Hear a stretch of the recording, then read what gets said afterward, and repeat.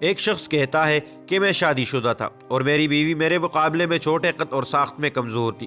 جہاں تک میرا تعلق ہے میں بہت لمبا اور بہت سارے پٹے تھے۔ اللہ نے مجھے ایک بہت بڑا ایتھلیٹ جسم دیا۔ چونکہ میری بیوی چھوٹی تھی اس لیے میں اس کے ساتھ بہت مذاق کرتا تھا، اس لیے کبھی میں اسے چھپاتا پھر اسے ڈراتا اور کبھی میں اس کی ڈائری چرا کر اسے اونچا کر دیتا تاکہ وہ اس تک نہ پہنچ سکے۔ اس کے چھوٹے قد کی وجہ سے کبھی کبھی میں اسے اس وقت ڈسٹرب کرتا ہوں جب وہ ٹی وی پہ دیکھ رہی ہو یا رات کا کھانا بنا رہی ہو۔ مجھے اسے پریشان کرنے میں بہت مزہ آتا تھا۔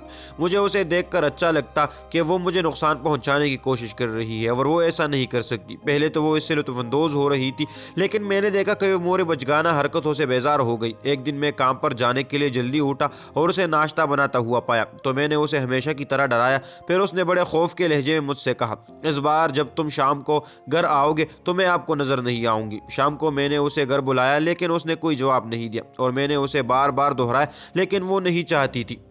میں نے اسے گھر بھر میں تلاش کیا لیکن وہ نہیں ملی اور جب میں کچن میں پہنچا تو میں نے اس کاغذ کا ایک ٹکڑا لٹکائے ہوئے پایا کہ اپنا خیال رکھنا، میں واپس نہیں آؤں گا۔ مجھے اس وقت لگا کہ میری ٹانگیں میرا بوجھ نہیں اٹھا سکتی۔ میرے پورے جسم میں تباہ کن سردی اور میں اس وقت زمین کے سب سے کمزور مخلوق بن گیا تھا۔ اور پھر مجھے احساس ہوا کہ چھوٹی سی کمزور سی لڑکی میری طاقت کا سرچشمہ ہے اور میں اس کے بغیر کچھ بھی نہیں ہوں۔ میں دیوار سے ٹیک لگا کر رونے لگا، وہ بچہ جس نے اپنی ماں کھویا ہو۔ میں نے اپنی زندگی میں کبھی اپنے آنسو اس طرح گرتے نہیں دیکھے، یہاں تک کہ میں نے کھانے کے میز کے نیچے کوئی چیز ہلتی ہوئی دیکھی اور ہلکی ہلکی ہنسی سنی۔